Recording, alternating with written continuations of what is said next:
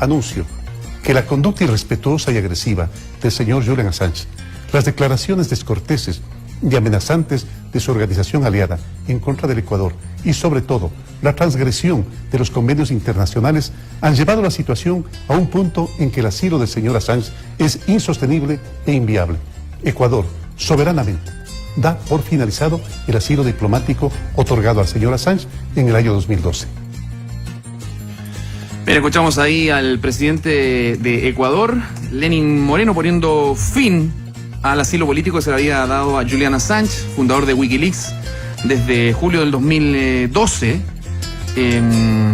Y esto da pie a que pueda ser extraditado a Estados Unidos, donde está siendo requerido por filtración de miles de documentos desclasificados, básicamente del Pentágono. Conocida la detención, inmediatamente el Departamento de Justicia de Estados Unidos presentó los cargos contra Assange por básicamente el cargo de conspiración. Recordemos que por ahí por el año 2010, en marzo, en coordinación con un ex analista de inteligencia del ejército de Estados Unidos, conocido como la Topo, Chelsea Manning, develaron una serie de documentos referidos a la actuación de Estados Unidos en distintos conflictos internacionales, desde el Pentágono, la sede del Departamento de Defensa de Estados Unidos. Y desde ahí no ha parado la persecución, y por lo menos hasta esta mañana estaba seguro en la embajada de Ecuador. Algunas cosas que se revelaron: el ataque aéreo de Bagdad el 12 de julio del 2007, diarios de la guerra de Afganistán y los registros de guerra de Irak, denunciados ahí, delitos consentidos por el Pentágono, y que le han supuesto a Assange una enorme presión para que fuera detenido. Incluso Donald Trump en el año 2010 manifestó su deseo de que Assange sea ejecutado.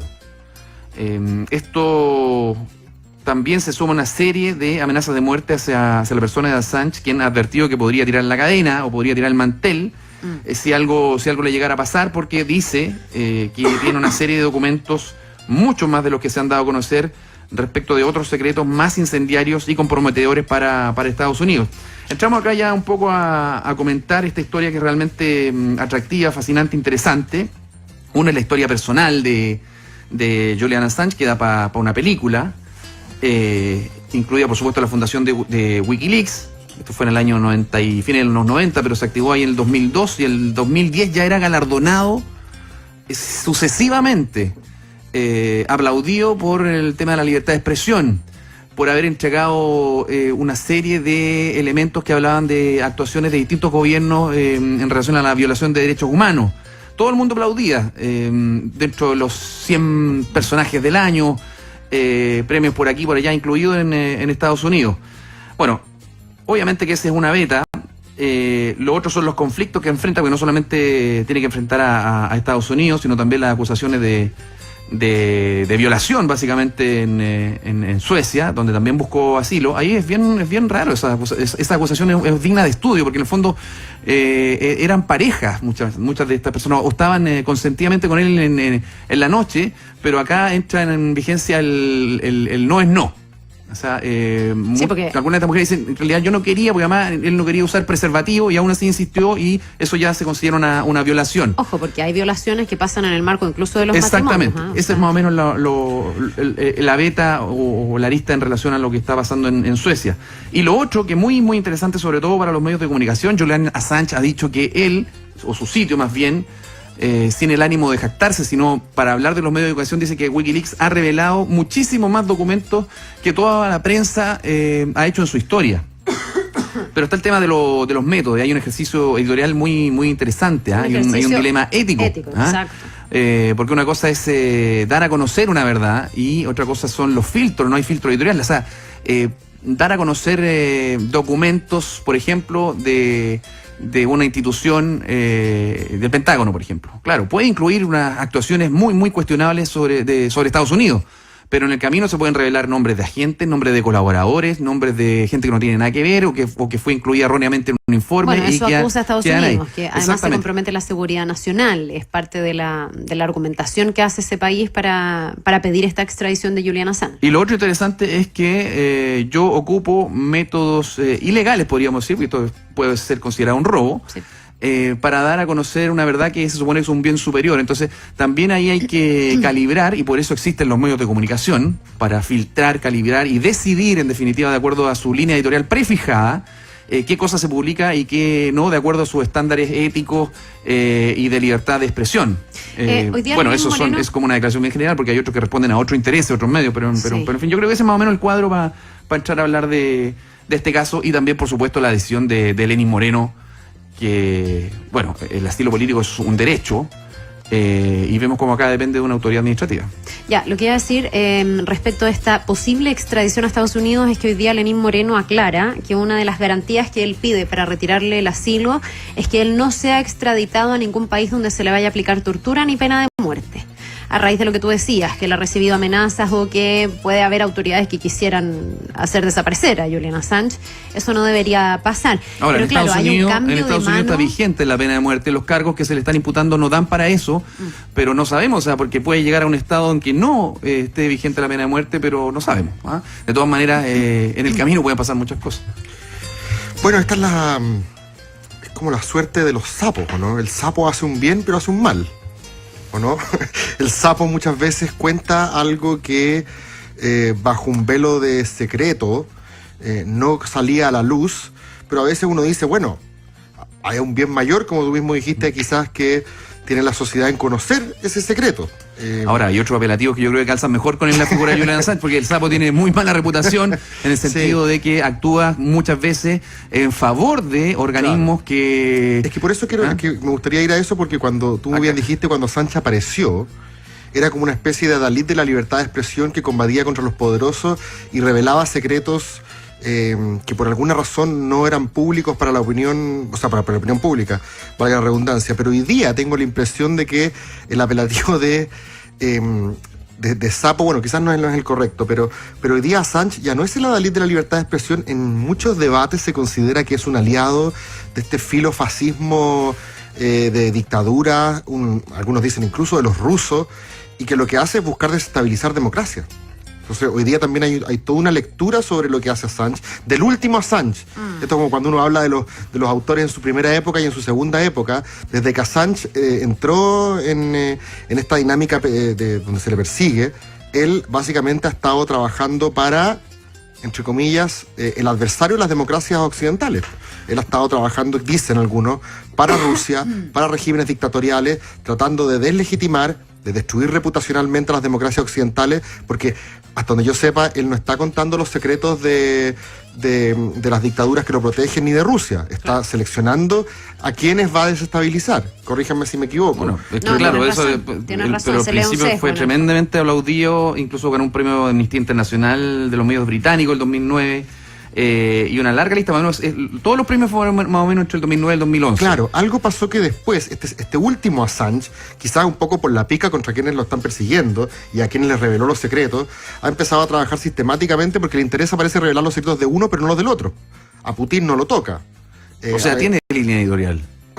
Pareciera que no es una adalid de la libertad de expresión desinteresada, sino que tiene una agenda política. ¿Alguien lo es?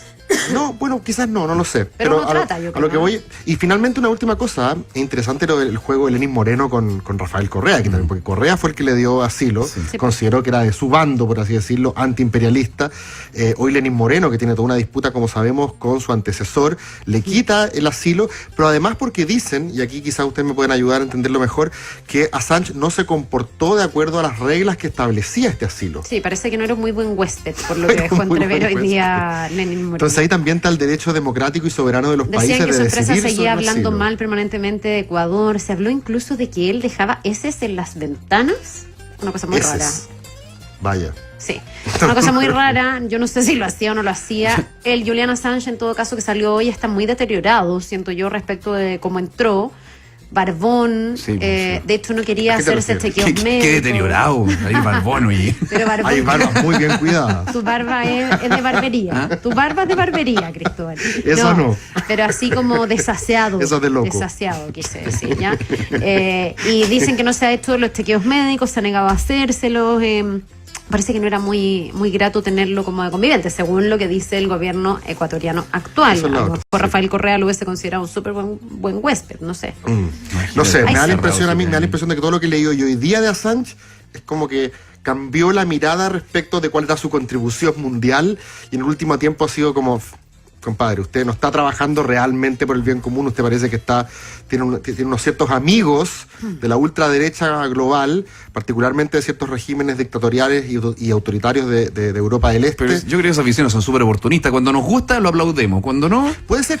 lo aplaudimos. Cuando no, lo crucificamos. Puede Pero ser. yo creo que es un muy buen debate. Un debate muy interesante, sobre todo lo que tiene que ver con los métodos para el ejercicio, digamos, de la libertad de expresión, que es, yo creo que lo está en juego hoy en día. Pero claro, todos los puntos que tú nombraste están ahí y son dignos de tener en cuenta. Hay otros temas, siguen habiendo esquilas en relación a lo que está pasando en Rancagua, Carla, ¿no? Sí, pues sí, hoy día también otra vez con el senador Juan Pablo Letelier como protagonista. Ya habíamos visto una serie de cuestionamientos a la reunión que él sostuvo con el fiscal nacional, Jorge Abbott, para supuestamente interceder por estos 3 magistrados que han sido suspendidos de la Corte de Apelaciones de Rancagua.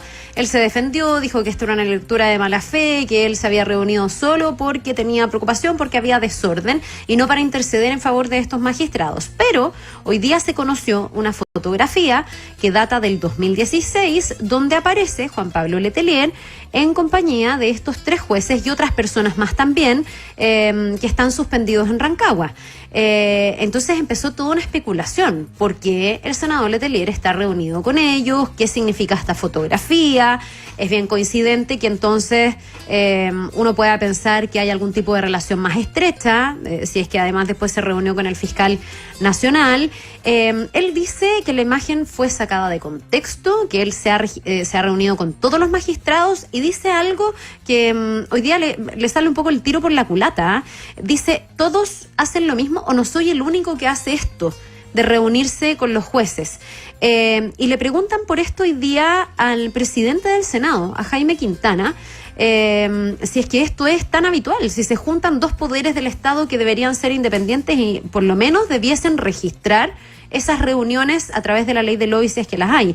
Quintana dice que hay que ser extremadamente cuidadosos en las relaciones que se tienen, que las reuniones con otros poderes del Estado hoy en día hay que transparentarlas. Esta reunión no aparece en la ley de lobby, y que cualquier acción personal de un parlamentario tiene que ser aclarada por el propio parlamentario. Pero le dicen que en el fondo él dijo que todo el mundo hacía eso, y él dice: no, yo francamente no sé que eso sea la práctica, y las reuniones con otros poderes hoy en día hay que transparentarlas. Entonces esto de que yo no soy el único y todos lo hacen, Quintana lo desmiente y dice es el propio parlamentario el que tiene que dar las explicaciones del caso. Me llama la atención también que él hoy día se defiende con un argumento que me pareció tan malo. Dice: bueno, ¿acaso el presidente Sebastián Piñera no tiene fotos con los condenados en Penta? Yo decía, peor la explicación, ¿o no? O sea, está diciendo que todos tenemos derecho a juntarnos con personas que violan la ley. Sí, pero ¿sabes qué? Me parece que hay una diferencia. Esa es la teoría del empate, y como hemos dicho muchas veces acá hasta el cansancio, 2 males no hacen un bien. Pero No, es como ya. reconocer, pero Cosas malas no hacen una buena. Lo que sugiere la Carla es que yo creo que lo que está diciendo Letelier es que así como el presidente se junta con condenados por la justicia, con los que se junta él también. Claro, como que ya O sea, se adelantó la investigación, ya los condenó, hay ya un reconocimiento ahí. ya reconoció que son corruptos, pero además me parece que hay un alcance. Ojo, el presidente Sebastián Piñera es, hasta donde yo entiendo, amigo de Sí, los pues, Penta, y claro, todos lo sí. sabemos. Sí, claro, toda la vida. No con esto quiero minimizar lo que hicieron los dueños de Penta. Me parece que ahí, y lo hablamos la semana pasada, y lo de las clases de ética, y que la justicia es para los pobres y no para los ricos, etcétera. Pero me parece que eso es bastante más conocido. Sí. Lo que no me parece que sea comparable es que aquí estamos hablando de partida de 2 poderes del Estado, de un representante de la Cámara Alta con magistrados del Poder Judicial que se reúnen y no lo constatan con la ley de lobby. O sea, no me parece comparable. Porque los otros son 2 empresarios amigos. Oye, y sacarse el pillo diciendo que esta es una reunión meramente social donde no se hablaron cosas de pega, ¿vale? Bueno, ¿No vale? Eso dice él. que lo invitaron al almuerzo. Pero lo que pasa es que No, pero ya el tema, empiezas claro, a configurar el un tema de la puzzle. foto, ahí puede pasar cualquier cosa, digamos, uno sin querer puede aparecer al lado de un mafioso, en fin. Sí, las fotos son- La foto no es per se una prueba suficiente, lo que pasa es que uno va uniendo cosas y puede ir sacando algunas conclusiones, pero esto tiene que responder y aclararse en una investigación, y ahí el Partido Socialista tiene la pelota. Ya. Yo creo que ahí tiene que haber alguna acción, investigación, Bueno, alguna el instancia. Partido Socialista dijo eso justamente. ¿Qué dijo? Que lo Pero vamos a ver están- hasta dónde llega, porque Bueno, muchas veces la instancia interna también operan, no es como la justicia, bueno, ahora no es muy bueno el ejemplo, pero me refiero a que no es, operan otras fuerzas, ¿ah? Sí. Entonces tampoco da garantía, pero sí por lo menos le pasa una responsabilidad ética y moral que tiene que ser representada ante la ciudadanía. Ahí hay un tema. El tema de las fotos, yo me acuerdo también cuando era la investigación de Aerocontinente, apareció una fotografía de Sebastián Piñera, entonces dueño de LAN, con Clara Charansky, que era la persecutora, la representante presidenta del Consejo Oficial del Estado. O sea, se presta para cualquier cosa. No, pero que espérate, pero porque la pero foto lo que sí, no una es no es fotografía, aislada. una fotografía como la que se conoció hoy, claro, da para pensar por todo el historial. Por lo tanto, tiene que ser aclarada por todas sus partes. Pero el fondo es que en las reuniones entre representantes de los poderes del Estado tienen que ser súper transparentes, y las temáticas y las agendas tienen que estar a la vista, porque en un almuerzo se pueden tratar incluso de manera más informal cosas muy delicadas. Ya, y aquí la foto no está descontextualizada o no es el primer antecedente. La foto es lo que conocemos después de que se conociera la reunión con Abbott. Si la reunión con Abbott no hubiese existido, yo creo que nadie se hubiese cuestionado tanto respecto a esta foto. Pero el tema es por qué este senador intercede por estos 3 magistrados, o al menos quiere conocer más información de estos 3 jueces, y después lo encontramos compartiendo de manera extraoficial con estos jueces que están cuestionados por delitos de corrupción. O sea, hay algunos de ellos, especialmente Emiliano Elgueta, que realmente tiene un historial ya de todo lo que se ha ido conociendo, no de los trigos muy limpios. Sí, mi impresión es que el amigo Letelier se está hundiendo cada día más con sus explicaciones. Yo creo que tienen que contratar imaginación luego. Eso es lo que no hay que hacer. Claro, que es como una confesión de culpabilidad.